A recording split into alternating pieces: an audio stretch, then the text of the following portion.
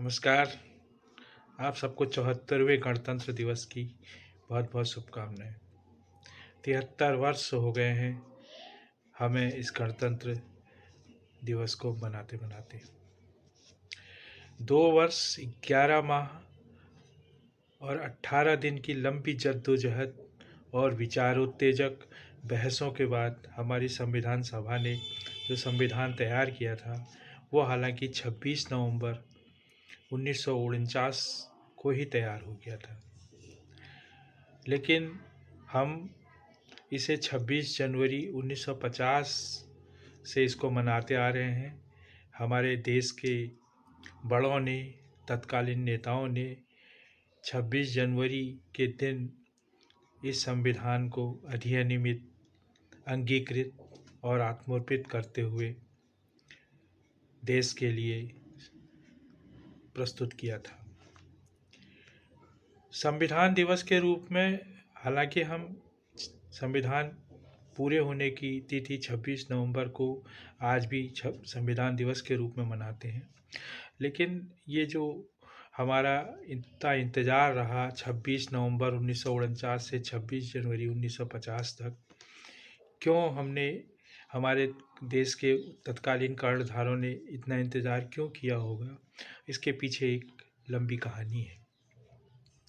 दरअसल 31 दिसंबर 1929 को रावी नदी के तट पर जवाहरलाल नेहरू के नेतृत्व में तिरंगा फहराकर प्रतीकात्मक स्वतंत्रता दिवस मनाते हुए पूर्ण स्वाधीनता की मांग रखी गई थी और तब से ये तय किया गया था कि आगामी 26 जनवरी से हर वर्ष हम, जब तक हमें आज़ादी नहीं प्राप्त होती, प्रतीकात्मक स्वतंत्रता दिवस मनाते रहेंगे। और 26 जनवरी 1930 से 26 जनवरी 1947 तक, यानी 18 बार हमारे देश में प्रतीकात्मक स्वतंत्रता दिवस 26 जनवरी को ही मनाया जाता रहा। 15 अगस्त 47 को जब हमारा देश आज़ाद हुआ तो हमारा स्वतंत्रता दिवस 15 अगस्त हो गया, लेकिन इस 26 जनवरी की ऐतिहासिकता को याद करते हुए, जिंदा रखते के फैसले को लेते हुए 26 जनवरी को गणतंत्र दिवस के रूप में मनाए जाने बाबत निर्णय तत्कालीन नेताओं द्वारा लिया गया और इसलिए 26 नवंबर 1949 को संविधान तैयार होने के बावजूद भी 26 जनवरी 1950 को गणतंत्र दिवस मनाया जाता है, वही पुराने प्रतीकात्मक स्वतंत्रता दिवस की याद में। संविधान निर्माण हेतु 11 दिसंबर 1946 को डॉक्टर राजेंद्र प्रसाद को इसका अस्थायी अध्यक्ष नियुक्त करते हुए संविधान सभा का गठन किया गया था और उस वक्त देश के सभी वर्गों, सभी क्षेत्रों और सभी प्रकार की राजनीतिक, सामाजिक जो स्थितियां थी, उनके अनुसार कुल 389 सदस्यों की संविधान सभा का गठन हुआ था। बाद में इसके सदस्यों की संख्या 299 रह गई थी और 24 जनवरी 1950 को जब इसकी अंतिम बैठक हुई तो इसमें दस्तखत करने वाले लोगों की संख्या केवल 284 ही थी। इस दौरान में 15 सदस्यों का देहांत हो गया था। 24 जनवरी 1950 को जब अंतिम बैठक में संविधान सभा के सदस्य इस पर हस्ताक्षर कर रहे थे तो बाहर बारिश हो रही थी और तब इसे एक शुभ संकेत माना गया था।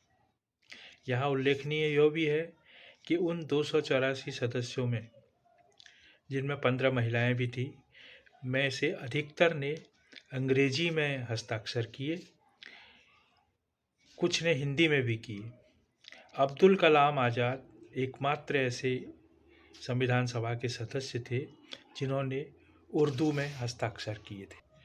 इसी दिन डॉक्टर राजेंद्र प्रसाद को भारत का राष्ट्रपति भी घोषित किया गया था, निर्वाचित किया गया था। संविधान निर्मात्री समिति के अध्यक्ष डॉक्टर भीमराव अंबेडकर, जिन्हें कालांतर में संविधान का पिता भी कहा जाता है, वो इस देश के पहले कानून मंत्री बने थे। यहाँ यह भी बताना ज़रूरी है कि हमारी संविधान सभा की बैठकों में एक लंबी विचारोत्तेजक बहस हुई होगी और निर्णय तक पहुंचने में काफ़ी कुछ जद्दोजहद रही होगी, क्योंकि जो प्रस्ताव आए संविधान निर्माण के संबंध में, उसमें 2000 से अधिक संशोधनों के बाद वो प्रस्ताव पारित हुए। हमारा संविधान मूल रूप से 2 भाषाओं में, हिंदी और अंग्रेजी में लिखा गया है और यह हस्तलिखित है। इसे उस वक्त प्रेम बिहारी रायजादा, जिन्हें भारतीय कैलीग्राफर भी कहा जाता है, उनके द्वारा इटैलिक स्टाइल में लिखा गया था।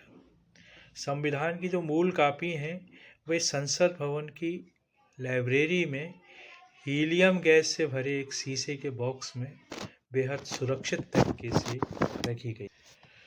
हमारा संविधान एक लिखित संविधान है। जब यह बनकर तैयार हुआ तो इसमें 395 अनुच्छेद, 8 अनुसूचियां और 22 भाग थे।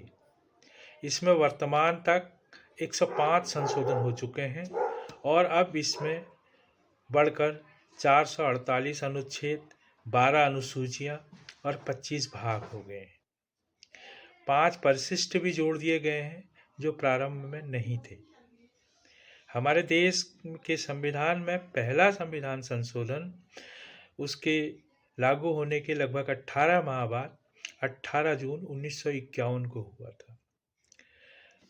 हमारे बहुत सारे राष्ट्रीय प्रतीक हैं जो अनेकों अवसरों और अर्थों को परिभाषित करते हुए सबके सामने आते रहते हैं, सबको पता है।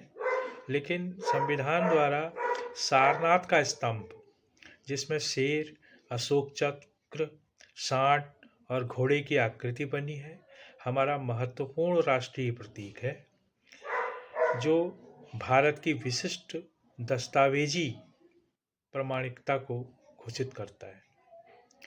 यूँ तो हमारे संविधान में शासन और प्रशासन को लोकतांत्रिक आधार पर चलाने के लिए बहुत सारे नियम, उपनियम, अनुच्छेद, अनुसूचियाँ सभी हैं, लेकिन देश की जनता को भी हमारे संविधान में महत्वपूर्ण अधिकार दिए गए, जिन्हें मौलिक अधिकार के नाम पर जाना जाता है। ये संविधान निर्माण के समय 7 थे, लेकिन इसमें से एक मौलिक अधिकार, संपत्ति का अधिकार, 44वें संविधान संशोधन के तहत हटा दिया गया। वर्तमान में जो 6 मौलिक अधिकार हैं, उनमें समानता का अधिकार, स्वतंत्रता का अधिकार, शोषण के विरुद्ध अधिकार, धार्मिक स्वतंत्रता का अधिकार, संस्कृति व शिक्षा का अधिकार तथा संवैधानिक उपचारों का अधिकार। संविधान की प्रस्तावना, जिसे उद्देशिका भी कहा जा सकता है, इसके सार तत्व को संविधान की आत्मा भी कह सकते हैं। उसमें परिवर्तन देश की दशा व दिशा निर्धारित करने के लिए टर्निंग पॉइंट माना जाएगा। हालांकि इसीलिए प्रस्तावना में परिवर्तन को समय की मांग के तौर पर सही नहीं ठहराया जा सकता। अलबत्ता संविधान में अब तक हुए संविधान में 105 संशोधन जो हो चुके हैं, उन्हें देश काल परिस्थिति और समयानुसार सही माना जा सकता है। लेकिन प्रस्तावना में मात्र एक बार संशोधन हो चुका है और वह संशोधन था 42वां संविधान संशोधन। यहाँ अचंभित करने वाली बात यह है कि लोकतांत्रिक आधार पर बने हमारे इस संविधान की प्रस्तावना, मैं दोबारा रिपीट करूँगा, इस संविधान की प्रस्तावना में हुआ एकमात्र संविधान संशोधन। जब हुआ तब देश के तमाम बड़े विपक्षी नेता जेलों में बंद थे, प्रेस में सेंसरशिप लागू थी, आपातकाल था। अगर बेहद सपाट और कठोर शब्दों में कहा जाए तो इस लोकतांत्रिक देश के लोकतांत्रिक संविधान में जो प्रस्तावना जैसी महत्वपूर्ण मुद्दे पर संशोधन हुआ वो लोकतांत्रिक आधार पर नहीं हुआ। प्रस्तावना में संशोधन करते हुए समाजवादी व पंथ निरपेक्ष, जिसे धर्मनिरपेक्ष भी कह सकते हैं, शब्दों को जोड़ा गया था। हमारे संविधान की प्रस्तावना पहले थी, हम भारत के लोग भारत को एक संपूर्ण प्रभुत्व संपन्न लोकतंत्रात्मक गणराज्य बनाए जाने के लिए इसमें प्रभुत्व संपन्न समाजवादी पंथ निरपेक्ष लोकतांत्रिक गणराज्य बनाने के लिए संशोधन हुआ। आलोचकों का तो कहना है कि तत्कालीन प्रधानमंत्री ने वामपंथियों को खुश करने के लिए समाजवादी शब्द को जोड़ा, जबकि धर्मनिरपेक्ष या पंथ निरपेक्ष शब्द अपने मुस्लिम वोट बैंक को मजबूत करने के लिए जोड़ा। उल्लेखनीय यह भी है कि समाजवादी और पंथ निरपेक्ष शब्दों को संविधान में रखने बाबत संविधान लागू होने से पूर्व में भी 15 नवंबर 1948 को प्रोफेसर के.टी. स्वाहा द्वारा प्रस्ताव रखा गया था, लेकिन संविधान निर्मात्री समिति के अध्यक्ष B.R. अम्बेडकर साहब ने इस प्रस्ताव को यह कहकर खारिज कर दिया था कि राज्य की नीति क्या होनी चाहिए, समाज को उसके सामाजिक व आर्थिक ढांचे में कैसे संगठित किया जाना चाहिए, यह ऐसे मामले हैं जो समय व परिस्थिति के अनुसार लोगों को स्वयं तय करने होंगे। इसे संविधान में निर्धारित नहीं किया जा सकता। यह लोकतांत्रिक व्यवस्था के ही खिलाफ होगा। यहाँ यह भी महत्वपूर्ण है कि संविधान में प्रस्तावना में संशोधन बाबत संविधान लागू होने के बाद से ही काफ़ी कानूनी लड़ाई जारी रही, लेकिन सन 1973 में सुप्रीम कोर्ट ने केशवानंद भारती बनाम स्टेट ऑफ केरल मामले में ऐतिहासिक निर्णय दे करके यह कहा था कि संसद की शक्ति संविधान में संशोधन करने की तो है, लेकिन संविधान की प्रस्तावना को नहीं बदला जा सकता। यह भी कि कोई भी संविधान संशोधन भी संविधान की प्रस्तावना की भावना के खिलाफ नहीं हो सकता। यहाँ मैं अपनी बात को पूरी करने से पहले कुछ तथ्य और रखना चाहूँगा।